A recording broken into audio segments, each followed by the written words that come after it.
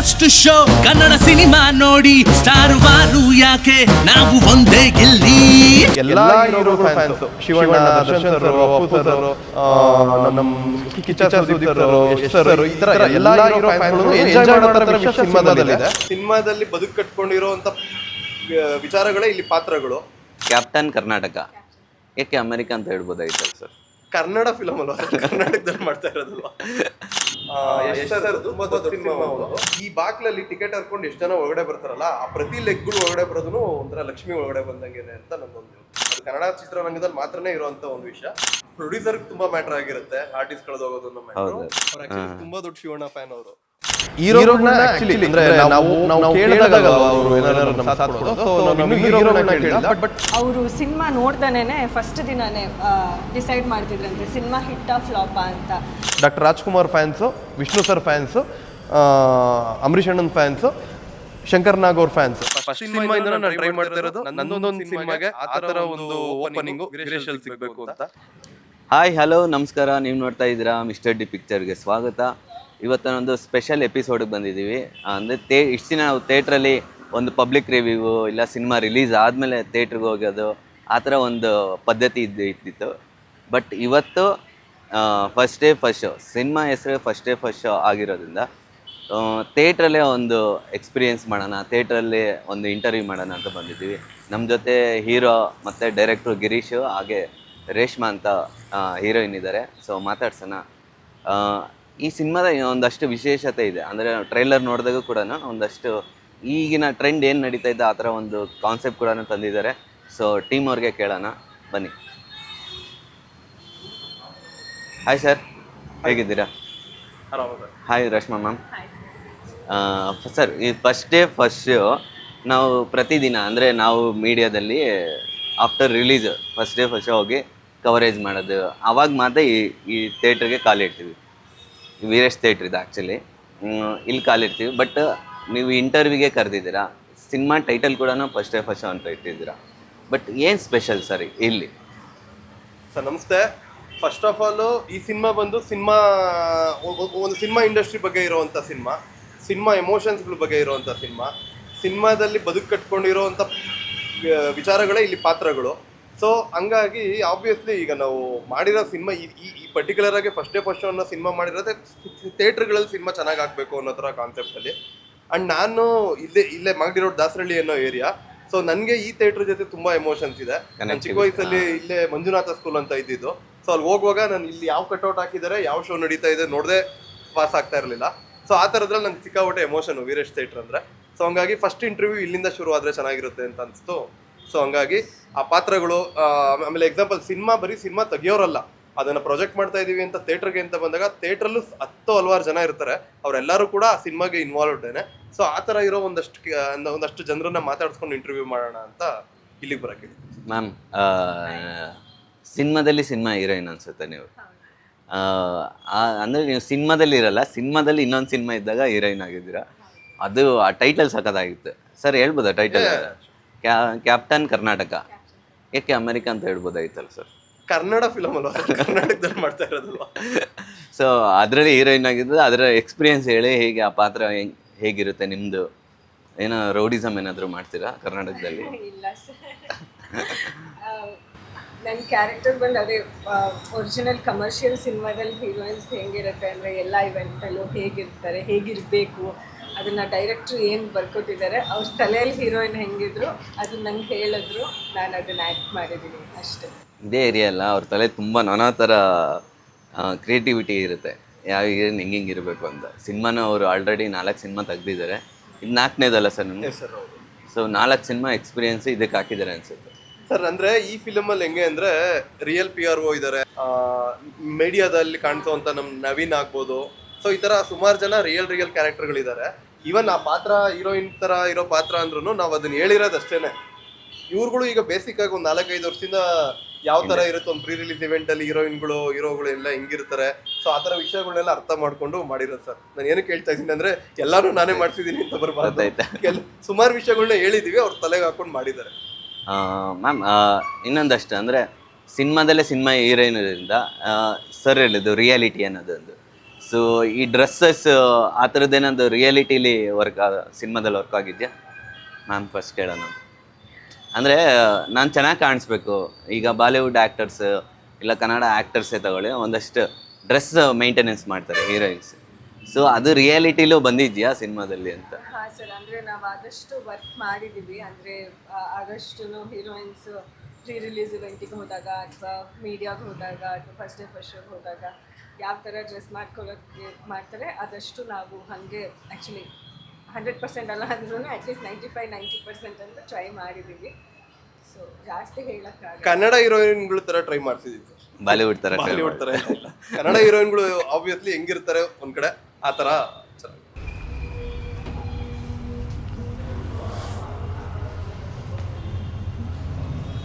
Sir ಅಂದರೆ ನಾವು ಥಿಯೇಟ್ರಿಗೆ ಫಸ್ಟ್ ಅಂದಾಗ ಟಿಕೆಟ್ ಕೌಂಟ್ರಿಂದ ಒಳಗಡೆ ಬರೋವಂಥ ಒಂದು ಜಾಗ ಮತ್ತು ಎಷ್ಟು ಫಿಲಮ್ ಮೇಕರ್ಗೆ ಒಂದು ದೇವಸ್ಥಾನ ಕೂಡ ಎಮೋಷ್ನಲ್ ಕೂಡ ಫಸ್ಟ್ ಅನ್ನೋದು. ಸೊ ಅದಿರದೇ ಟೈಟಲ್ ಇಟ್ಟಿರೋದ್ರಿಂದ ಒಂದು ಆರ್ಟಿಸ್ಟ್ಗೆ ಏನೋ ಕಳೆದೋಗುತ್ತೆ, ಅದ್ರ ಸುತ್ತ ಒಂದು ನಡೀತದೆ. ಅದು ಈ ಥರ ಒಂದು ಕಾನ್ಸೆಪ್ಟ್ ಏನಾರ ಮೊದಲೇ ಪ್ಲ್ಯಾನ್ ಮಾಡಿದ್ರಾ ಬಿಫೋರ್ ಆ ಥರದ್ದೇನಾದ್ರು? ಸರ್ ಒಂದ್ ಕತೆ ಹೇಳ ಅಂತ ನಾನು ಫಸ್ಟ್ ಫಿಲಮ್ ಮಾಡಿದ್ನಲ್ಲ, ಫಸ್ಟ್ ಫಿಲಮ್ ಮಾಡಿದಾಗ ಕಾರಣಾಂತರಗಳಿಂದ ಅಪ್ಲೋಡ್ ಮಾಡ್ಸೋದು ಲೇಟ್ ಆಗಿತ್ತು, ಆರ್ಟಿಸ್ಟ್ ಕಳೆದೋಗಿರ್ಲಿಲ್ಲ, ಅಪ್ಲೋಡ್ ಮಾಡ್ಸೋದು ಲೇಟ್ ಆಗಿತ್ತು. ಬಟ್ ಆ ಮೂಮೆಂಟ್ ಟೆನ್ಷನ್ ಸೇಮ್ ಇತ್ತು. ಆ್ಯಂಡ್ ತುಂಬ ದೊಡ್ಡ ಸಿನಿಮಾ, ನನಗೆ ಹೆಸರು ತಗೊಳ್ಳೋಕೆ ಗೊತ್ತಿಲ್ಲ ತಗೊಬೋದೋ ಇಲ್ವೋ ಅಂತ. ಯಶ್ ಸರ್ದು ತುಂಬ ದೊಡ್ಡ ಸಿನಿಮಾ ಒಂದು. ಆ ಸಿನಿಮಾ ಕೂಡ ರಿಲೀಸ್ಗೆ ಹಿಂದಿನ ದಿನ ನೈಟು ಆಟೋದಲ್ಲಿ ಮಿಸ್ ಆಗಿತ್ತು ಅಂತ ಒಂದು ವಿಷಯ ಕೇಳಿದೀವಿ. ತುಂಬ ಒಳಗಡೆ ಸೋರ್ಸಿಂದನೇ ಕೇಳ್ಬಿಟ್ಟಿರೋವಂಥದ್ದು. ಬರೀ ಆ ಥರ ಅಲ್ಲ, ಅಂದ್ರೆ ಸುಮಾರು ಸಿನಿಮಾಗಳಿದೆ ಆ ಥರ ವಿಷಯಗಳು. ಅಂದ್ರೆ ಅವಾಗಲ್ಲಿ ರೀಲ್ ಎಲ್ಲ ಇತ್ತು, ರೀಲ್ ಅಲ್ಲ ಆರ್ಟಿಸ್ಟ್ಗೆ ಕ್ಯೂಬ್ ಅಪ್ಲೋಡಿಂಗ್ ಅನ್ನೋ ಥರ ಟೈಮಲ್ಲೇ ಚೆನ್ನೈಯಲ್ಲಿ ಮಿಸ್ ಆಗಿತ್ತು ಅಂತ ಕೇಳ್ಪಟ್ಟಿದ್ವಿ. ಸೊ ಆ ಥರ ಸುಮಾರು ವಿಷಯಗಳು ಕೇಳಿದೀವಿ ಸರ್. ಸಿನಿಮಾ ಹೆಸರುಗಳು ತಗೊಳಕ್ಕಾಗಲ್ಲ. ಸೊ ನಮ್ಮ ಸಿನಿಮಾ ನಂದೇ ಒಂದ್ ಕತೆ ಹೇಳ ಅನ್ನೋ ಸಿನಿಮಾದು ಅಪ್ಲೋಡಿಂಗ್ ಟೈಮಲ್ಲಿ ತುಂಬ ಪ್ರಾಬ್ಲಮ್ ಆಗಿತ್ತು. ಆ ಟೆನ್ಷನ್ ಸೇಮ್ ಇರುತ್ತೆ ಸರ್, ಸೇಮ್ ಇರುತ್ತೆ. ಆ್ಯಂಡ್ ನೀವು ಹೇಳಿದ್ರೆ ಈ ಥಿಯೇಟ್ರ್ ಒಳಗಡೆ ಬರುವಾಗ ಹೆಂಗಿರುತ್ತೆ ಅಂತ, ಈ ಲಕ್ಷ್ಮಿ ಬಲ್ಗಾಲ್ ಇಟ್ಕೊಂಡು ಒಳಗಡೆ ಬರೋದು ಅಂತಾರಲ್ಲ, ಲಕ್ಷ್ಮಿ ಬಲ್ಗಾಲ್ ಇಟ್ಕೊಂಡು ಒಳಗಡೆ ಬರೋದು ಅಂತ, ಈ ಪ್ರೊಡ್ಯೂಸರ್ಗಳಿಗೆ ಸೀರಿಯಸ್ಲಿ ಈ ಬಾಕ್ಲಲ್ಲಿ ಟಿಕೆಟ್ ಹರ್ಕೊಂಡು ಎಷ್ಟು ಜನ ಒಳಗಡೆ ಬರ್ತಾರಲ್ಲ, ಆ ಪ್ರತಿ ಲೆಗ್ಗಳು ಒಳಗಡೆ ಬರೋದು ಒಂಥರ ಲಕ್ಷ್ಮಿ ಒಳಗಡೆ ಬಂದಂಗೆನೆ ಅಂತ ನನ್ನೊಂದು. ಸೊ ಇಂಟ್ರೆಸ್ಟಿಂಗ್ ಪಾಯಿಂಟ್ ಕೂಡ ಹೇಳಿದ್ರೆ, ಅಂದರೆ ಸಿನಿಮಾ ಹಿಂದೆ ಕೆಲವೊಂದು ಸಿನಿಮಾಗಳು ಆ ಥರ ಆಗುತ್ತೆ ಅಂತ. ಸೊ ಈ ಥರ ಒಂದು ಕಾನ್ಸೆಪ್ಟ್ ಇಟ್ಕೊಂಡಿದ್ದಾರಲ್ಲ ಯೂನಿವರ್ಸಲ್ ಕೂಡ, ಮಲ್ಟಿ ಲ್ಯಾಂಗ್ವೇಜ್ ಏನಾದರೂ ಪ್ಲ್ಯಾನ್ ಆ ಥರದ್ದು ಏನಾದರೂ ಇದೆಯಾ? ಮಾಡ್ಬೋದಿತ್ತು, ಬಟ್ ಇದೇನಂದ್ರೆ ಎಕ್ಸ್ಕ್ಲೂಸಿವ್ಲಿ ಕನ್ನಡ ಫಿಲಮ್ ಇದು. ಬಟ್ ಯಾಕೆಂದ್ರೆ ಈ ಸಿನಿಮಾನ ಬೇರೆ ಲ್ಯಾಂಗ್ವೇಜಲ್ಲಿ ಮಾಡೋಕ್ಕೆ ಆಗಲ್ಲ. ನಮಗೂ ಒಂದೊಂದು ಕಡೆ ಇದೆ ಅದು. ಇದೇನಾದ್ರೆ ಡಬ್ಬಿಂಗ್ ರೈಟ್ಸ್ ಹೆಂಗೆ ಈ ಸಿನಿಮಾದು ಅಂತೆಲ್ಲ ಸುಮಾರು ಟಾಪಿಕ್ ಬಂದಿದೆ ಈ ಥರ. ಇದು ಕಂಪ್ಲೀಟ್ ಆಗಿ ಕನ್ನಡ ಸಿನಿಮಾ. ಯಾಕೆಂದ್ರೆ ಇದ್ರಲ್ಲಿ ನಾವು ತೋರಿಸಿದೀವಿ ಒಂದು ವಿಷಯನ, ಆ ವಿಷಯ ಬೇರೆ ಯಾವ ಲ್ಯಾಂಗ್ವೇಜಲ್ಲೂ ಇಲ್ಲ. ಅದು ಕನ್ನಡ ಚಿತ್ರರಂಗದಲ್ಲಿ ಮಾತ್ರನೇ ಇರುವಂಥ ಒಂದು ವಿಷಯ. ಸೊ ಹಂಗಾಗಿ ಕನ್ನಡದಲ್ಲಿ ಮಾತ್ರ ನೋಡೋಕೆ ಚಂದ. ಬಟ್ ಯಾವುದೇ ಲ್ಯಾಂಗ್ವೇಜ್ ನೋಡಿದ್ರು ಅರ್ಥ ಮಾಡ್ಕೋತಾರೆ. ಯಾಕಂದ್ರೆ ಸಿನಿಮಾ ಎಲ್ಲರಿಗೂ ಒಂದೇ ಅಲ್ವಾ.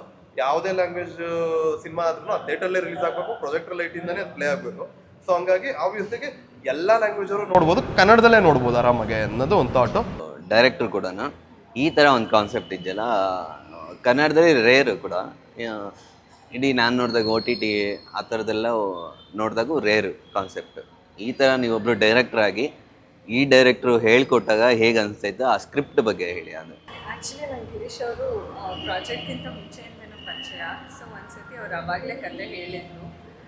ನೀವೇ ಹೇಳ್ದಂಗೆ ಈ ಥರ ಕಥೆಗಳು ತುಂಬ ಕಮ್ಮಿ ಬರೋದು. ಅಂದರೆ ಸಿನಿಮಾ ಬಗ್ಗೆ ಕತೆ ತುಂಬ ಕಮ್ಮಿ, ಬಿಕಾಸ್ ಆಚೆ ಚೆನ್ನಾಗಿ ಗೊತ್ತಿರಲ್ಲ. ನಾರ್ಮಲ್ ಕತೆಗಳು ಇವಾಗ ಯಾವುದೇ ಲವ್ ಸ್ಟೋರಿ ಅಥವಾ ಏನೇ ಆದ್ರೂ ಎಲ್ಲರಿಗೂ ಅಂದರೆ ಗೊತ್ತಿರುತ್ತೆ. ಬಟ್ ಸಿನಿಮಾದೊಳಗೆ ಏನು ಮಾಡ್ತೀವಿ ಅನ್ನೋದು ಸಿನಿಮಾದವ್ರಿಗೆ ಮಾತ್ರ ಗೊತ್ತಿರುತ್ತೆ.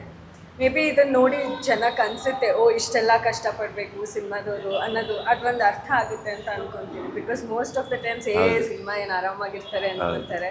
ಬಟ್ ನಾವು ಎಷ್ಟು ಕಷ್ಟಪಡ್ತೀವಿ ಅಂದರೆ ಹೇಗಿರುತ್ತೆ ಅದೆಲ್ಲಕ್ಕಿಂತ ಹೆಚ್ಚಾಗಿ ಡೈರೆಕ್ಟ್ರಿಗೆ, ಡೈರೆಕ್ಷನ್ ಟೀಮ್ ಅವ್ರಿಗೆ ಎಷ್ಟು ಕಷ್ಟ ಇರುತ್ತೆ ಅನ್ನೋದು ಗೊತ್ತಾದಾಗ ಮೇ ಬಿ ಸ್ವಲ್ಪ ರೆಸ್ಪೆಕ್ಟ್ ಜಾಸ್ತಿ ಆಗುತ್ತೆ ಅಂತ ಅನಿಸುತ್ತೆ. ಆರ್ಟಿಸ್ಟ್ ಕಳೆದೋಗುತ್ತಲ್ಲ, ಅಂದರೆ ಆ ಡೈರೆಕ್ಟ್ರಿಗೆ ಮಾತ್ರ ಗೊತ್ತಿದ್ರೆ ಆ ಪೇಯ್ನ್. ನೀವು ಡೈರೆಕ್ಟ್ರು ಕೂಡ ಮಾಡಿದ್ದೀರಾ, ಆ್ಯಕ್ಟಿಂಗ್ ಕೂಡ ಮಾಡಿದ್ದೀರಾ. ಆ ಪೇಯ್ನ ಹೇಗೆ ಇನ್ವಾಲ್ವ್ ಮಾಡಿದ್ರಿ ಅನ್ನೋದು ನನಗೆ ಕ್ಯೂರಿಯಾಸಿಟಿ ಕೂಡ ಅದು ಆ್ಯಕ್ಚುಲಿ. ಅಂದರೆ ಈಗ ಹಾರ್ಡ್ ಡಿಸ್ಕ್ ಅನ್ನೋದು ಈಗ ರಿಯಾಲಿಟಿಲಿ ಕಳೆದೋಗಿರೋರು ಗೊತ್ತಾ ಆ ಪೇಯ್ನ್ ಏನು ಅಂತ.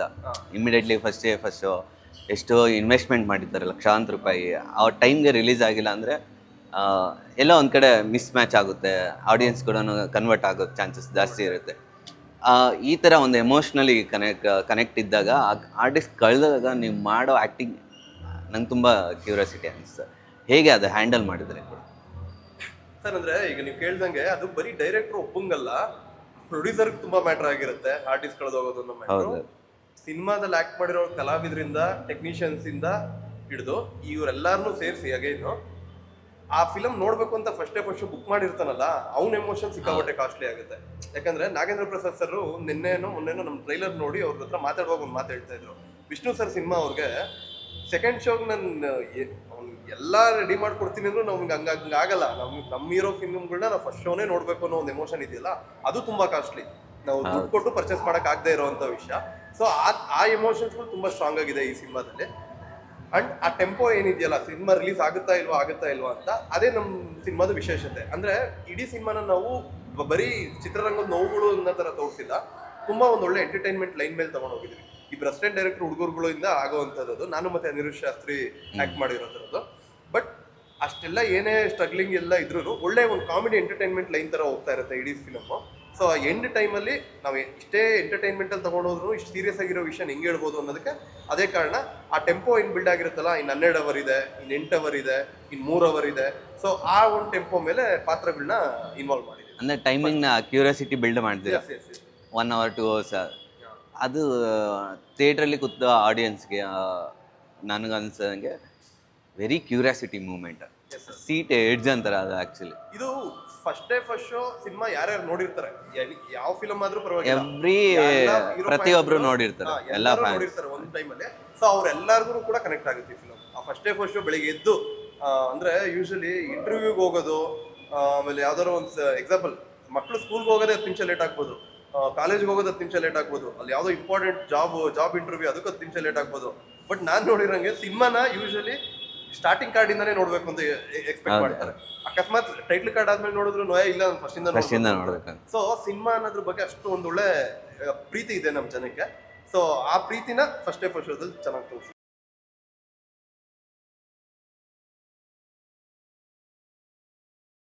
ಸರ್, ವೀರೇಶ್ ಥಿಯೇಟರ್ ಅಂದಿದ ತಕ್ಷಣ ನಿಮ್ಗೆ ಏನು ನೆನಪಾಗುತ್ತೆ?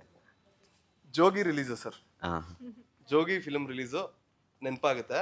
ನಾನು ಅವಾಗ 6th ಸ್ಟ್ಯಾಂಡರ್ಡ್ ಏನೋ ಒಂದು 2-3 ಸಲ ಬಂದು ಟಿಕೆಟ್ ಸಿಗಲ್ಲ ಅನ್ನೋ ಇದ್ರ ಮೇಲೆ ಹೋಗಿದ್ವಿ ನಾವು. ಆ ಟೈಮಲ್ಲೇನೆ ನಮ್ಮ ಏರಿಯಾದಲ್ಲಿರೋಂಥ ಸೀನಣ್ಣ ಅಂತ ಇಲ್ಲೆಲ್ಲ ಇದ್ದಾರೆ, ಅವ್ರುಗಳನ್ನೆಲ್ಲ ಇನ್ಫ್ಲೂಯೆನ್ಸ್ ಯೂಸ್ ಮಾಡಿ ಟಿಕೆಟ್ಸ್ ತಗೊಂಡು ನಾವು ಒಂದು 4-5 ಜನ ಒಂದು ಫಿಲಮ್ ನೋಡಿದ್ವಿ.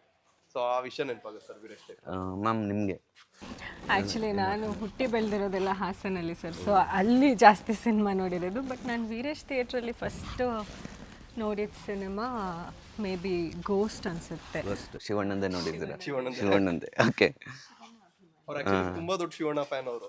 ಓಕೆ, ಹಂಗಾರೆ ನಾವು ಅಪ್ಪು ಫ್ಯಾನು, ಎಲ್ಲ ಅದೇ ಫ್ಯಾಮಿಲಿ, ಸೇಮ್ ಫ್ಯಾಮಿಲಿ ಆಗಿದ್ವಿ ಆ್ಯಕ್ಚುಲಿ.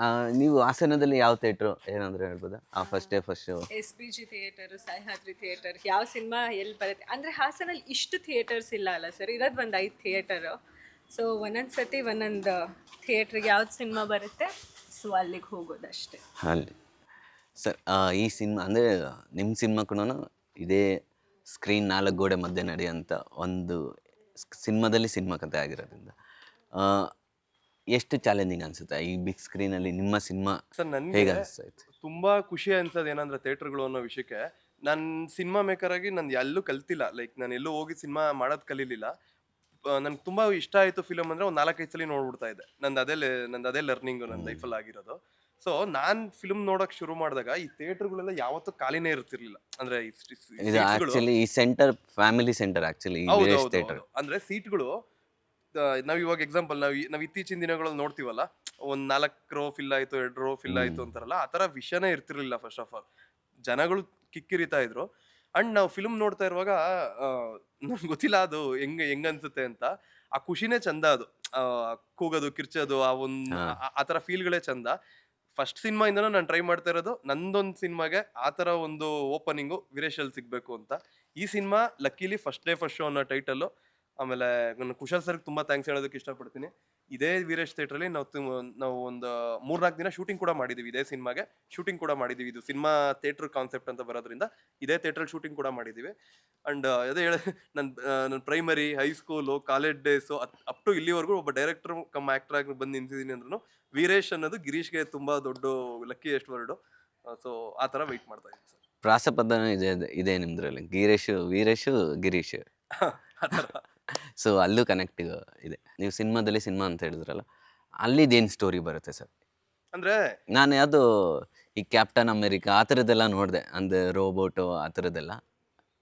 ಅದು ಯಾವ ಥರ ಲಿಂಕ್ ಅಂದರೆ ಈಗ ಫಸ್ಟ್ ಶೋ ಅಂದರೆ ಏನು, ಮೊದಲನೇ ಶೋ ಅನ್ನೋ ಲೆಕ್ಕ ಬರುತ್ತಲ್ವಾ, ಯಾವ ಫಿಲಮ್ದು ಅಂದರೆ ನಾವು ಹೇಳಕ್ ಕೊಟ್ಟಿರೋದು ಯಾವ ಸಿನಿಮಾದು ಅಂದರೆ, ಸೊ ನಮ್ಮ ಸಿನಿಮಾದೊಳಗಡೆ ಇರೋ ಆ ಒಂದು ಇನ್ನೊಂದು ಸಿನಿಮಾ ಬಂದು ಕ್ಯಾಪ್ಟನ್ ಕರ್ನಾಟಕ ಅನ್ನೋ ಟೈಟಲ್ಲು.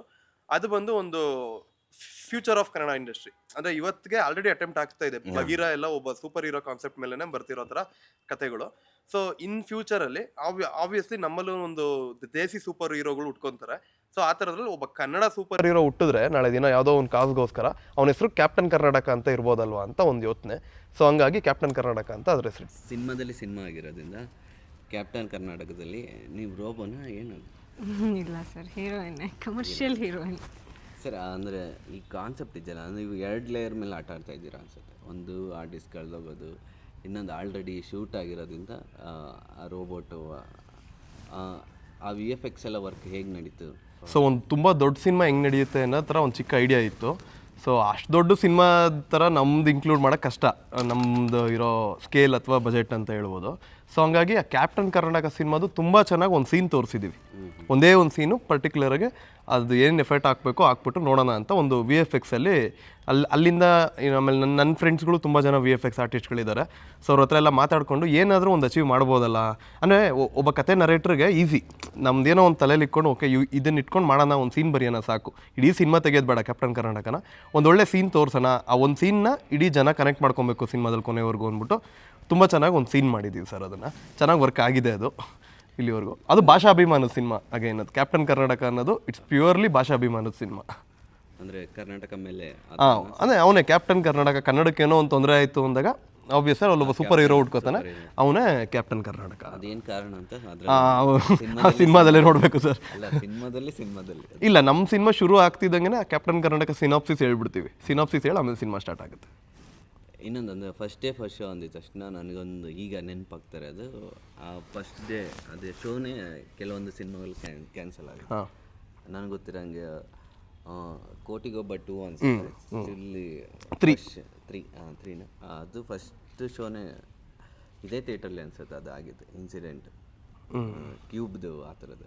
ಈ ಕ್ಯೂಬ್ ಅನ್ನೋ ಕಾನ್ಸೆಪ್ಟ್ ತಂದಿದ್ರಲ್ಲ, ಅದು ಹೇಗೆ? ಅದು ಸರ್ ಆ ಪ್ರೋಸೆಸ್ ಎಕ್ಸ್ಪ್ಲೇನ್ ಮಾಡೋಕ್ಕೆ ಹೋದರೆ ಒಂಚೂರು ನನ್ನ ಸಿನಿಮಾ ಕಥೆಗೆ ಬಿಟ್ಕೊಟ್ಟಂಗೆ ಆಗುತ್ತೇನೋ. ಸೊ ಹಂಗಾಗಿ ನಾನು ಸಿಂಪಲಾಗಿ ಹೇಳ್ತೀನಿ. ಈಗ ಬಂದಿದೆ, ಈಗ ನಮ್ಮ ಬೆಂಗಳೂರಿಗೆ ಕ್ಯೂಬ್ ಬಂದಿದೆ. ಸೊ ಇದು ರೆಪ್ರೆಸೆಂಟ್ ಮಾಡ್ತಾ ಇರೋದು ಇಲ್ಲಿವರೆಗೂ ಕಳೆದ ಕೆಲವು ತಿಂಗಳಿಗಿಂತ ಮುಂಚೆ ಇಂಡಸ್ಟ್ರಿ ಇದು ಏನಿತ್ತಲ್ಲ ಫೇಸ್, ಆ ಒಂದು ಫೇಸ್ನ ನಾವು ಇದು ಮಾಡೋಕ್ಕೆ ಹೋಗ್ತಾ ಇರೋದು.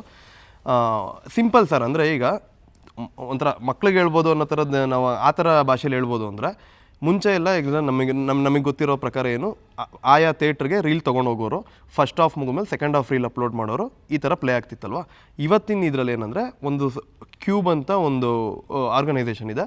ಸೊ ಅಲ್ಲಿಗೆ ನಾವು ನಮ್ಮ ಸಿನಿಮಾನ ಅಪ್ಲೋಡ್ ಮಾಡ್ತೀವಿ. ಸೊ ಅಪ್ಲೋಡ್ ಮಾಡಾದ್ಮೇಲೆ ಅದು ಸ್ಯಾಟಲೈಟ್ ಥ್ರೂ ಇಲ್ಲಿ KDL ಲೈಸೆನ್ಸ್ ಅಂತ ಬರುತ್ತೆ ಪ್ರತಿ ಥಿಯೇಟ್ರ್ಗಳಿಗೂ. ಸೊ ಆ ಮುಖಾಂತರ ಎಲ್ಲ ಸಿನಿಮಾಗೂ ಒಂದು ಈಸಿ ಆ್ಯಕ್ಸೆಸ್. ಇವತ್ತು ಟೆಕ್ನಾಲಜಿ ಒಂದು ಅಪ್ಡೇಟ್ ಆಗಿರೋ ಪ್ರಕಾರ ಅದೊಂದು ಅಪ್ಡೇಟೆಡ್ ಸೋರ್ಸ್ ಆಫ್ ಪ್ರೊಜೆಕ್ಷನ್ ಸಿನಿಮಾಗಳಿಗೆ. ಸಿನಿಮಾಗಳು ಒಂದಷ್ಟು ಸಿನಿಮಾಗಳು ಕನ್ನಡದಲ್ಲಿ ರಿಲೀಸ್ ಆಗಿದೆ. ಅದರಲ್ಲಿ ಯಾವುದಾದ್ರೂ ನಿಮ್ಗೆ ನೆನಪು ಬರೋದೇ ಯಾವುದಾದ್ರೂ ಇದೆಯಾ? ರಾಜ್ ಅಪ್ಪು ಸರ್ದು. ಆಮೇಲೆ ನನಗೆ ಆ ಫಿಲ್ಮ್ ತುಂಬ ಇಷ್ಟ ಆಗಿದೆ ಆ ಕಾರಣಕ್ಕೆ. ನಮಗೆ ಬೇರೆ ಲ್ಯಾಂಗ್ವೇಜ್ಗಳಲ್ಲಿ ಸಿಗುತ್ತೆ ನೋಡಿ.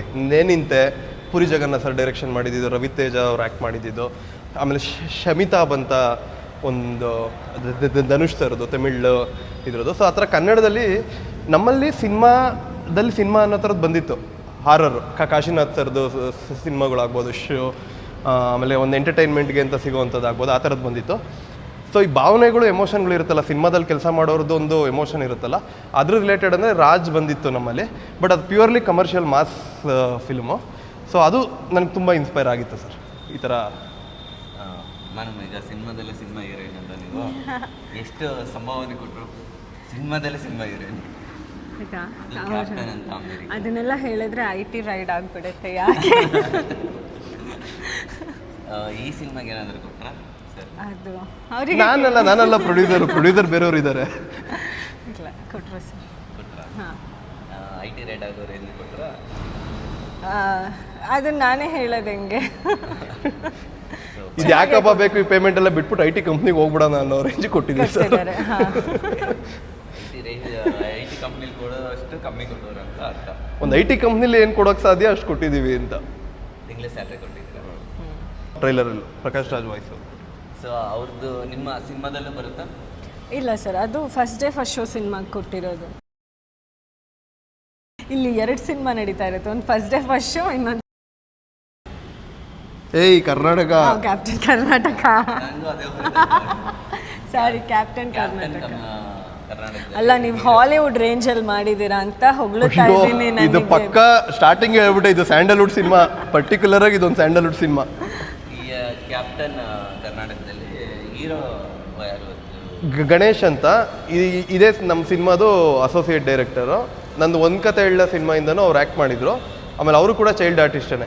ಈ ಸಿನಿಮಾದ ಇನ್ನೊಂದು ವಿಶೇಷತೆ ಏನಪ್ಪ ಅಂದರೆ, ರೋಹಿತ್ ಶ್ರೀನಾಥ್ ಸರ್ ಅವರು ಕೂಡ ಚೈಲ್ಡ್ ಆರ್ಟಿಸ್ಟ್. ಈ ಪಲ್ಲವಿ ಇದು ಮಾಡಿದ್ದು. ಆಮೇಲೆ ಅನಿರುದ್ಧ್ ಶಾಸ್ತ್ರಿ ಅವರು ಕೂಡ ಜಾಕಿಲಿ ಇಡ್ಲಿ ತಿನ್ಬಿಟ್ಟು ಚಟ್ನಿ ಅದು ರಂಗಣ್ಣ ರಘು ಸರ್ ಮಗ ಕ್ಯಾರೆಕ್ಟ್ರು. ಸೊ ಅವರು ಕೂಡ ಚೈಲ್ಡ್ ಆರ್ಟಿಸ್ಟ್. ಆಮೇಲೆ ನಮ್ಮ ಗಣೇಶ್ ಅಂತ ಅವರು ಕೂಡ ಈ ಬಂಧನ ಸಿನಿಮಾದಲ್ಲಿ ವಿಷ್ಣು ಸರ್ಗೆ ದರ್ಶನ್ ಸರ್ ಚಿಕ್ಕ ವಯಸ್ಸಲ್ಲಿ ಸಿಗ್ತಾರಲ್ಲ ಆ ಥರದ್ದು ಒಂದು ಚಿಕ್ಕ ಪಾತ್ರ ಮಾಡಿದರು. ಸೊ ತುಂಬ ಕಲಾವಿದರುಗಳು ಸಿನಿಮಾಗೆ ಬೇರೆ ಬೇರೆ ಥರ ಕನೆಕ್ಟ್ ಆಗಿರುವಂಥವ್ರು ಇದ್ದಾರೆ ಸರ್. ಶ್ರೀನಾಥ್ ಅವ್ರ ಮಗನೂ ಆ್ಯಕ್ಟಿಂಗ್ ಮಾಡಿದ್ದಾರೆ. ಹೌದು, ರೋಹಿತ್ ಶ್ರೀನಾಥ್ ಸರ್. ಹೇಗೆ ಅದು ಕ್ಯಾರೆಕ್ಟರ್ ವೈಸ್ ಏನಾದರೂ ಹೇಳ್ಬೋದು? ಅಂದರೆ ತುಂಬ ದಿವಸ ಆಯಿತು ಆ್ಯಕ್ಟಿಂಗ್ ಕೂಡ ಮಾಡಿ. ಹೌದು. ಅವ್ರು ಆ್ಯಕ್ಚುಲಿ ಅದೇ ಅವ್ರ ಕ್ಯಾರೆಕ್ಟರ್ ಏನಪ್ಪ ಅಂದರೆ, ಈ ಕ್ಯಾಪ್ಟನ್ ಕರ್ನಾಟಕ ಸಿನಿಮಾದ ಡೈರೆಕ್ಟರ್ ಕ್ಯಾರೆಕ್ಟರ್. ಈ ಫಸ್ಟ್ ಡೇ ಫಸ್ಟ್ ಶೋ ಸಿನಿಮಾದಲ್ಲಿ ನೀವು ಡೈರೆಕ್ಟ್ರು, ಅವ್ರ ಡೈರೆಕ್ಟರ್. ಕ್ಯಾಪ್ಟನ್ ಕರ್ನಾಟಕ ಸಿನಿಮಾದ ಡೈರೆಕ್ಟರ್ ಪಾತ್ರ. ಅಂತ ದೊಡ್ಡ ಪಾತ್ರನ ಕೊಟ್ಕೊಂಡಿದ್ದೀರ. ಫಸ್ಟ್ ಡೇ ಫಸ್ಟ್ ಶೋ ಪ್ರತಿಯೊಬ್ಬ ಹೀರೋಗೂ ಇಂಪಾರ್ಟೆಂಟ್. ನಿಮ್ಮ cinema first day first show ಆಗಿರೋಂಥ ಕರ್ನಾಟಕದ ಯಾವೆಲ್ಲ ಹೀರೋ ಸಾಥ್ ಕೊಡ್ತಾ ಇದ್ದಾರೆ? ಏನಾದರೂ ಮಾತಾಡಿದ್ರೆ ಅವ್ರ ಜೊತೆ ಏನಾದರೂ ಲಿಂಕ್ ವೈಸ್ ಸರ್?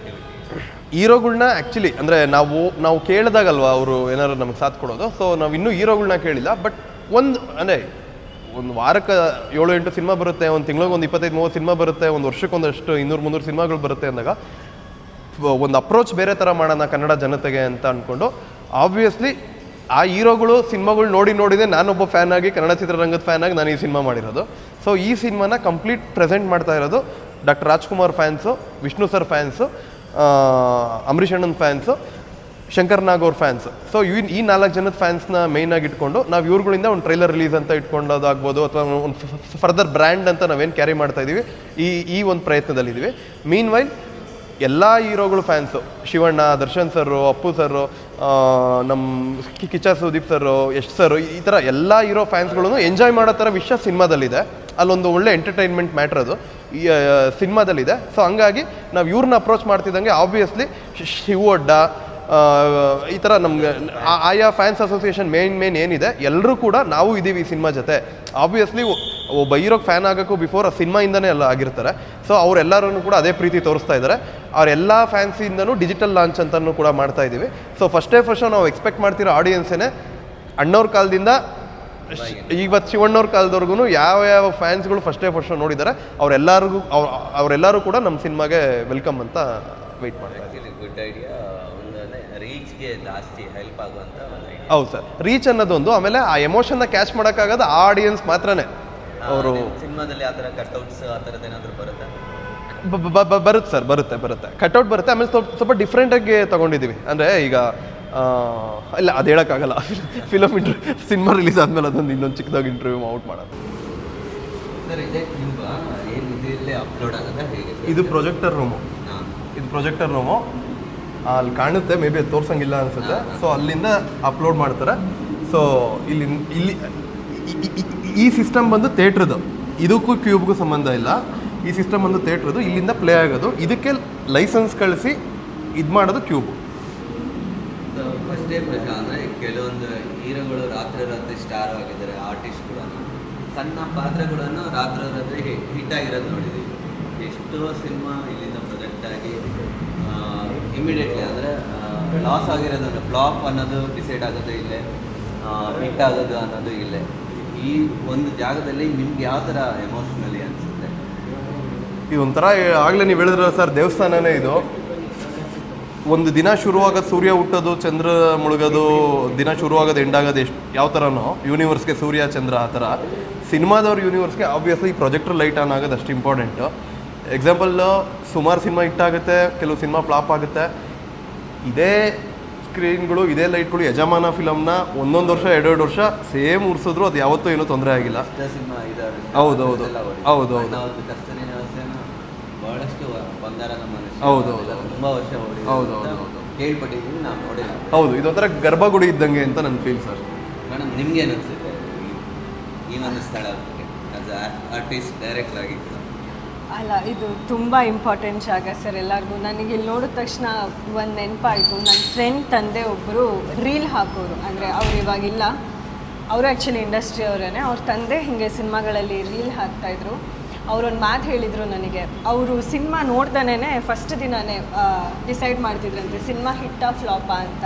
ನಾನು ಹೆಂಗೆ ಅಂಕಲ್ ಅದು ಸಾಧ್ಯ ಅಂತ ಹೇಳಿದರೆ, ಇಲ್ಲಿ ಕೂತ್ಕೊಂಡ್ರೆ ತುಂಬ ಸೈಲೆಂಟ್ ಆಗಿದೆ ಅಂದರೆ ಹಿಟ್ಟು, ಇಲ್ಲ ತುಂಬ ಬೊಬ್ಬೆ ಹುಡ್ಕೊಂಡು ಮಾತಾಡ್ಕೊಂಡು ಕಿರ್ಚಾಡ್ತಿದ್ದಾರಾ ಹಿಟ್ಟು, ಯಾವಾಗ ಈ ಪಿಸು ಪಿಸು ಮುರುಮುರು ಅಂತ ಸೌಂಡ್ ಬರುತ್ತೆ ಆವಾಗ ಸಿನಿಮಾ ಫ್ಲಾಪ್ ಆಗಿದೆ ಅಂತ. ಸೊ ಸಡನ್ನಾಗಿ ನಂಗೆ ಇಲ್ಲಿ ನೋಡಿದ ತಕ್ಷಣ ಅದೇ ನೆನಪಾಯಿತು. ಸರ್ ನೀವೇನಾದರೂ ಆ ಥರ ಜಡ್ಜ್ ಮಾಡ್ತೀರಾ ಫ್ಲಾಪ್ ಆ ಥರದ್ದೇನಾದರೆ? ಆಗಲ್ಲ ಸರ್, ಯಾಕೆಂದರೆ ನನಗೆ ತುಂಬ ಇಷ್ಟ ಆಗೋ ಸಿನಿಮಾಗಳು ಫ್ಲಾಪ್ ಆಗಿರ್ತವೆ. ಅದು ನನ್ನ ಫ್ರೆಂಡ್ಸ್ ಹತ್ರ ಮಾತಾಡುವಾಗಲೇ ಅದು ಹೆಂಗೆ ಆ ಫಿಲಮ್ ಚೆನ್ನಾಗೇ ಇಲ್ಲ ಅಂತಾರೆ, ಬಟ್ ನಮಗದು ತುಂಬ ಇಷ್ಟ ಆಗಿರುತ್ತೆ. ಸೊ ಪ್ರತಿ ಸಿನಿಮಾನೂ ಯಾರೋ ಒಬ್ರಿಗೆ ಇಷ್ಟ ಆಗುವಂಥ ಸಿನಿಮಾಗಳೇ ಆಗಿರ್ತವೆ. ಸೊ ಅದು ಓವರಾಲ್ ಸಮಾಜಕ್ಕೆ ಎಷ್ಟರ ಮಟ್ಟಿಗೆ ಅದು ಜನಕ್ಕೆ ಇಷ್ಟ ಆಗುತ್ತೆ ಅನ್ನೋದ್ರ ಮೇಲೆ ಅದು ಹಿಟ್ ಅಂತಾರೆ. ಅದು ತುಂಬ ಜನಕ್ಕೆ ಇಷ್ಟ ಆಗಲಿಲ್ಲ ಅಂದರೆ ಫ್ಲಾಪ್ ಅಂತಾರೆ. ಆಬ್ವಿಯಸ್ಲಿ ಒಂದು ಎಕ್ಸಾಂಪಲ್, ಈಗ ನಮ್ಮ ಹಳ್ಳಿಗಳಲ್ಲಿ ತೊಗೊಂಡೋಗ್ಬಿಟ್ಟು ಯಾರೋ ನಮ್ಮ ಅಜ್ಜಿದಿರೋ ಇವ್ರುಗಳಿಗೆ ಯಾರಿಗೋ ತೋರಿಸು, ಇಲ್ಲಿ ಫ್ಲಾಪ್ ಆಗಿರೋ ಸಿನಿಮಾನ ತೊಗೊಂಡೋಗಿ ಅಲ್ಲಿ ತೋರಿಸಿದ್ರು ಅವ್ರು ಆರಾಮಾಗಿ ಎಂಜಾಯ್ ಮಾಡ್ಕೊಂಡು ನೋಡ್ತಾರೆ ಅದನ್ನು. ಸೊ ಸಿನಿಮಾಗೆ ಇಟ್ಟು ಫ್ಲಾಪ್ ಅನ್ನೋದು ಆಬ್ವಿಯಸ್ಲಿ ಅದು ಬೇರೆ ಥರ ಅರ್ಥ. ಎಲ್ಲ ಸಿನಿಮಾಗಳೂ ಹಂಗೆ ಇರ್ತವೆ ಸರ್, ಚೆನ್ನಾಗೇ ಮಾಡಿರ್ತಾರೆ. ಇವತ್ತಿನ ಟೆಕ್ನಾಲಜಿಲಂತೂ ಎಲ್ಲರೂ ಅದೇ ಕಾನ್ಫಿಡೆನ್ಸ್ಗಳಲ್ಲಿ, ಅದೇ ಕಾಂಪಿಟೇಷನ್ ವರ್ಲ್ಡನ್ನ ನಾವು ಫೇಸ್ ಮಾಡಬೇಕಲ್ಲ ಅನ್ನೋ ಇದರಲ್ಲಿ ಚೆನ್ನಾಗೇ ಮಾಡ್ತಾ ಇದ್ದಾರೆ. ಸೊ ಇದು ನನ್ನ ಒಪಿನಿಯನ್ ಸರ್. 3 hours ಏನಿದೆ, ಒಬ್ಬ ಸ್ಟಾರ್ನ ಇಮಿಡಿಯೇಟ್ಲಿ ಡೌನು ಮಾಡ್ತಾರೆ, ಅಪ್ಪು ಮಾಡ್ತಾರೆ. ಹಂಗೆ ಒಬ್ಬ ಡೈರೆಕ್ಟರ್ದು ಅವನ ಟ್ಯಾಲೆಂಟ್ನೇ ಜಡ್ಜ್ ಮಾಡೋಂಥ ಪ್ಲೇಸ್ ಅದು ಆ್ಯಕ್ಚುಲಿ ಆ 3 hours. ಆ 3 hours. ಮತ್ತು ಒಬ್ಬ ಪ್ರೊಡ್ಯೂಸರ್ ಕೂಡ ಮನೆ ಮಠ ಮಾಡ್ಕೊಂಡು ಅವ್ನು ಬೀದಿಗೆ ಬರ್ಬೋದು, ಕೆಲವೊಬ್ಬರು ಸೂಸೈಡ್ ಮಾಡ್ಕೊಂಡಿರೋದು ನಾವು ಕೇಳಿದ್ದೀವಿ. ಆ ಥರದ್ದೆಲ್ಲ ಪರಿಸ್ಥಿತಿ ಇರುತ್ತೆ. ಸೊ ಇಡೀ ಒಂದು ಸಿನಿಮಾ ಸೋತ್ರೆ ಎಷ್ಟೋ ಜನದ ಜೀವನ ಹಾಳಾಗುತ್ತೆ. ಒಂದು ಸಿನಿಮಾ ಗೆದ್ದರೆ ಅದೇ 1000 ಜನಕ್ಕೂ ಊಟ ಇನ್ನೊಂದಷ್ಟು ಆಪರ್ಚುನಿಟಿ ಎಲ್ಲ ಬರುತ್ತೆ.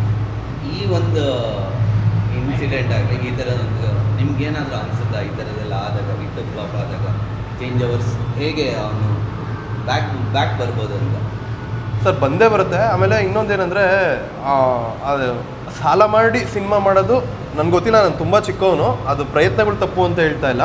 ಸಿನಿಮಾ ಇನ್ನೆಷ್ಟು ಮಟ್ಟಿಗೆ ಇರುತ್ತೆ ನೋಡಿ. ಅದು ಎಕ್ಸಾಂಪಲ್ಲು, ಅದನ್ನು ಮಾರಿ ನಾನು ಸಿನಿಮಾ ಮಾಡ್ತೀನಿ ಅನ್ನೋ ಥರದ್ದು ಬಂತು ಅಂದಾಗ ಸಿನಿಮಾ ಅಷ್ಟು ಇಂಪಾರ್ಟೆಂಟ್ ಇರುತ್ತೆ. ಅದಕ್ಕಾದಂಥ ಒಂದು ಶಕ್ತಿ ಆ ಥರ ಇದೆ. ಮೇ ಬಿ ಅಷ್ಟೊಂದು ಎಫರ್ಟ್, ಅಷ್ಟೊಂದು ರಿಸ್ಕು, ಅಂದರೆ ಎಫರ್ಟ್ ಹಾಕೋಣ, ಅಷ್ಟೊಂದು ರಿಸ್ಕಲ್ಲಿ ಸಿನಿಮಾ ಮಾಡೋದು ಚಿಕ್ಕ ತಪ್ಪೇ ಸರ್ ಅದು. ಯಾಕೆಂದರೆ ಈಗ ಒಬ್ಬರು ಪ್ರೊಡ್ಯೂಸರ್ ಅಂದಾಗ ಬರೀ ನಮ್ಮ ಸಿನಿಮಾದ ಇಂಡಸ್ಟ್ರಿಗೆ ಸಂಬಂಧಪಟ್ಟವರಲ್ಲ, ಅವ್ರಿಗೊಂದು ಕುಟುಂಬ ಇರುತ್ತೆ, ಅವ್ರಿಗೊಂದು ಫ್ಯಾಮಿಲಿ ಇರುತ್ತೆ. ಈಗ ಆಬ್ವಿಯಸ್ಲಿ ದುಡ್ಡಿರೋವಂಥವ್ರೆ ಸಿನಿಮಾ ಮಾಡೋಕ್ಕೆ ಸಾಧ್ಯ. ಸೊ ಅವ್ರದ್ದೇ ಆದಂಥ ಒಂದು ಕೆಲವೊಂದು ಬೇರೆ ಏನೋ ಕಂಪ್ನಿ ಇಟ್ಟಿರ್ತಾರೆ, ಅಥವಾ ಬೇರೆ ಏನೋ ಒಂದು ಕೆಲಸ ಮಾಡ್ತಾ ಇರ್ತಾರೆ. ಈಗ ನಮ್ಮ ಪ್ರೊಡ್ಯೂಸರ್ಸೇ ಒಂದು IT ವರ್ಕ್ ಮಾಡ್ತಾ ಇರೋದು. ಸೊ ಅವ್ರ ಅದನ್ನು ಮೀರಿ ನಾವು ಹಾಕಿ ಅಂತ ಹೇಳೋದು ನಮ್ಮದು ತಪ್ಪಾಗುತ್ತೆ. ಅದು ಗೊತ್ತಿಲ್ಲದೆ ಹಿಂಗೆ ಡೈರೆಕ್ಟರ್ ಹೇಳ್ತಾ ಇದ್ದಾನೆ ಅಂತ, ಅಥವಾ ಒಬ್ಬ ಹೀರೋ ಇದ್ದಾನೆ ಅಂದ್ಬಿಟ್ಟು ನಾವು ಹಾಕೋದು ಅಂತ ಪ್ರೊಡಕ್ಷನ್ ಕಡೆಯಿಂದನೂ ತಪ್ಪಾಗುತ್ತೆ. ಸೊ ನಂದು ಆ್ಯಕ್ಚುಲಿ ನಾನು ಡೈರೆಕ್ಟರ್ ಆಗೋಕ್ಕಿಂತ ಫಸ್ಟು ಪ್ರೊಡ್ಯೂಸರ್. ಅಂದರೆ ನಂದು ಫಸ್ಟ್ ಸಿನಿಮಾ ಒಂದು ಕತೆ ಹೇಳೋದು ನನ್ನ ಹೆಸರಲ್ಲೇ ಇರೋವಂಥ ಸಿನಿಮಾ, ಅದು ಒಂದು ಕ್ರೌಡ್ ಫಂಡಿಂಗ್ದು.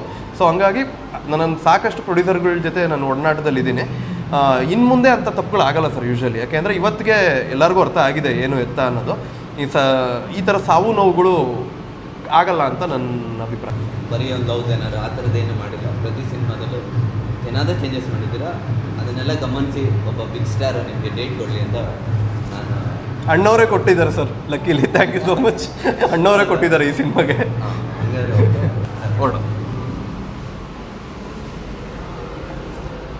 ಇದೇ ಜುಲೈಗೆ ರಿಲೀಸ್ ಆಗ್ತಾಯಿದೆ. First show, different title, different concept ಕೂಡ. ಟ್ರೈಲರಲ್ಲೂ ಅಷ್ಟೇ ಒಂದು ಸಿನಿಮಾ ನೋಡೋ ಥರ ಜನಕ್ಕೆ ಒಂದು ಅನಿಸುತ್ತೆ ನಾನು ಅಂದ್ಕೊಂಡಂಗೆ. ಸೊ ಇದೇ ಜುಲೈ ರಿಲೀಸ್ ಆಗಿದ್ದರಿಂದ ಆಡಿಯನ್ಸ್ಗೆ ಏನು ಹೇಳೋಕ್ಕೆ ಇಷ್ಟಪಡ್ತೀರಾ ನೀವು? ಸರ್, ಆಡಿಯನ್ಸ್ಗೆ ನನ್ನ ಸಿನಿಮಾ ಅಂತ ಅಲ್ಲ, ನಮ್ಮ ಬಗ್ಗೆ ಅಕ್ಕಪಕ್ಕ ಕೇಳಿರೋಂಥವ್ರಿಗೆ ತುಂಬ ಚೆನ್ನಾಗಿ ಗೊತ್ತು. ಆಡಿಯನ್ಸಿಗೆ ಎಲ್ಲ ಸಿನಿಮಾಗೂ ಕೇಳೋದು ಒಂದೇ, ಗಮನ ಕೊಡಿ. ಎಕ್ಸಾಂಪಲ್, ಈಗ ಟ್ರೈಲರು ಮತ್ತು ಸಾಂಗ್ಸ್ ಅಂತ ಬಿಡೋ ಕಾರಣನೇ ಅದು ಬೇರೆ ಯಾರಿಗೋ ಫಂಕ್ಷನ್ ಮಾಡೋಕ್ಕೆ ಅಥವಾ ಇನ್ನೊಂದು ಮಾಡೋಕ್ಕೆ ಅಲ್ಲ ನಾವು ಟ್ರೈಲರ್ ಬಿಡೋದು. ಆಡಿಯನ್ಸಿಗೆ ನಮ್ಮ ಸಿನಿಮಾ ಹೆಂಗಿದೆ ಅನ್ನೋದ್ರ ಬಗ್ಗೆ, ಎಕ್ಸಾಂಪಲ್ ಬಿರಿಯಾನಿಲಿ ಒಂದು ತುತ್ತು ಕೊಟ್ಬಿಟ್ಟು ಟೇಸ್ಟ್ ಹೆಂಗಿದೆ ನೋಡು ಅಂತ ಹೇಳೋದಕ್ಕೆ ಅಂತಲೇ ಕೊಡೋದು. ಅದನ್ನು ದಯವಿಟ್ಟು ಗಮನ ಹರಿಸಿ ಕನ್ನಡ ಸಿನಿಮಾಗಳ ಬಗ್ಗೆ. ನಿಮ್ಗೆ ಯಾವ್ದಾರೋ ಒಂದು ಒಳ್ಳೆ ಟ್ರೈಲರೋ ಟೀಸರೋ ಒಂದು ಸಿನಿಮಾನೋ ಇಂಟ್ರೆಸ್ಟೆಡ್ ಅಂತ ಅನಿಸ್ತಾ ಅಟೆಂಪ್ಟ್ ಮಾಡಿ ಆ ಸಿನಿಮಾ ನೋಡಿ, ಅದರಿಂದ ಆಗೋ ಬದಲಾವಣೆನೇ ಬೇರೆ. ಈಗ ನಾವು ಎಷ್ಟೇ ಹೋಗಿ ಅಲ್ಲಿ ಶೋಸ್ ಕೊಡ್ತಾ ಇಲ್ಲ ಅಂತ ಕೇಳೋದಾಗ್ಬೋದು, ಚೇಂಬರ್ಗಳವ್ರ ಹತ್ರ ಹೋಗ್ಬಿಟ್ಟು ನ್ಯಾಯ ಕೊಡ್ತೀವಿ ಅಂತ ಆಗ್ಬೋದು. ಇದು ಯಾರ ಕೈಲೂ ಇಲ್ಲ, ಇದು ಕಂಪ್ಲೀಟಾಗಿ ಇರೋದೇ ಆಡಿಯನ್ಸ್ ಕೈಲಿ. ಸೊ ಜನ ಅವ್ರಿಗೆ ಗಮನ ಕೊಟ್ಟು, ಹಂಗಂತ ಎಲ್ಲ ಸಿನಿಮಾನು ನೋಡಲೇಬೇಕು ಅದು ಇದು ಅಂತಲ್ಲ, ಹಂಗಾಗಿ ಹೇಳಿದ್ದು ಗಮನ ಹರಿಸಿ. ಯಾವ್ದಾರೋ ಒಂದು ಒಳ್ಳೆ ಸಿನಿಮಾ ಬರ್ತಾ ಇದೆ ಅಂತ ಅಂದಾಗ ಅಟೆಂಪ್ಟ್ ಮಾಡಿ ಇದು ನಮ್ದಲ್ವಾ ಅನ್ನೋ ಥರ ಇದು ಮಾಡೋದ್ರಿಂದ ಬರೀ ಸಿನಿಮಾ ರಂಗ ಉಳಿಯುತ್ತೆ ಅಂತಲ್ಲ, ಇದೊಂದು ಪರಂಪರೆ ಉಳ್ಕೊಳ್ಳುತ್ತೆ. ಈ ಫಸ್ಟ್ ಕೆಲಸ ಕೂಡ ಸಿಗುತ್ತೆ, ಕೆಲಸ ಸಿಗುತ್ತೆ. ಆಮೇಲೆ ಚಿತ್ರರಂಗ ಅನ್ನೋ ಒಂದು ಪರಂಪರೆ ಏನಿದೆಯಲ್ಲ, ಸ್ಕೂಲು ಕಾಲೇಜಲ್ಲಿ ಕಲಿಯೋಕ್ಕಾಗದೇ ಇರೋದನ್ನು ಒಂದು ಮಾರಲ್ ಸೈನ್ಸ್ ಪ್ರಕಾರ ಎಷ್ಟೋ ಸಿನಿಮಾಗಳು ಕಲಿಸ್ಕೊಟ್ಟಿದೆ. ಆ ಒಂದು ಭಾವನೆಗಳೇ ಬೇರೆ. ಇದೊಂದು ಪರಂಪರೆ ಉಳಿದುಬಿಟ್ರೆ, ಸೊ ಫಸ್ಟ್ ಶೋ ಸಿನಿಮಾನ ಎಲ್ಲ ಹೀರೋ ಫ್ಯಾನ್ಸು, ದಯವಿಟ್ಟು ಎಲ್ಲ ಹೀರೋ ಫ್ಯಾನ್ಸು, ಪ್ರತಿಯೊಬ್ಬ ಕನ್ನಡಿಗರು ಮನಸ್ಸಿಂದ ಬಂದು ಆ ಟ್ರೈಲರ್ ನೋಡಿ. ನೀವು ಫಸ್ಟು ಯೂಟ್ಯೂಬಲ್ಲಿ ಟ್ರೈಲರ್ ಇಷ್ಟ ಆಯಿತು ಅಂದರೆ ಇಮಿಡಿಯೇಟಾಗಿ ಯಾವುದೇ ಥಾಟ್ ಬೇಡ, ಡೈರೆಕ್ಟಾಗಿ ಸಿನಿಮಾಗೆ ಟಿಕೆಟ್ ಬುಕ್ ಮಾಡ್ಕೊಳ್ಳಿ ಅಂತ ಹೇಳೋದಕ್ಕೆ ಇಷ್ಟಪಡ್ತೀನಿ. ಅವರು ಹೇಳ್ದಂಗೆ ಟ್ರೈಲರ್ ನೋಡಿ, ಟ್ರೈಲರ್ ಬಿಟ್ಟಿರ್ತೀವಿ, ನಿಮ್ಗೆ ಇಷ್ಟ ಆಗುತ್ತೆ, ಓ ಇಲ್ಲೇನೋ ಮಾಡಿದ್ದಾರೆ ಸಿನಿಮಾ ಚೆನ್ನಾಗಿದೆ, ಏನೋ ನೋಡಬೇಕು ಈ ಸಿನಿಮಾ ಅನ್ನೋದು ಅನಿಸುತ್ತೆ. ನಿಮಗೆ ಅನಿಸ್ದಾಗ ದಯವಿಟ್ಟು ಒಂದು ಥಿಯೇಟರಲ್ಲೇ ಸಿನಿಮಾ ನೋಡಿ, OTTಗೆ ಬರಲಿ ಅಥವಾ ಚಾನಲಿಗೆ ಬರಲಿ ಅಂತ ಕಾಯಬೇಡಿ. ಸೊ ದಟ್ ಅದರಿಂದ ತುಂಬ ಜನಕ್ಕೆ ಮೇ ಬಿ ಊಟ ಮಾಡ್ತಾರೆ, ಅದರಿಂದ ಸಿನಿಮಾಗಳು ಜಾಸ್ತಿ ಆದಷ್ಟು. ಸೊ ಪ್ಲೀಸ್ ದಯವಿಟ್ಟು ಥಿಯೇಟರಿಗೆ ಬಂದು ಕನ್ನಡ ಸಿನಿಮಾಗಳನ್ನ ನೋಡಿ. Thank you sir. Thank you so much. Thank you sir. Thank you. Thank you sir. Thank you ma'am. Thank you.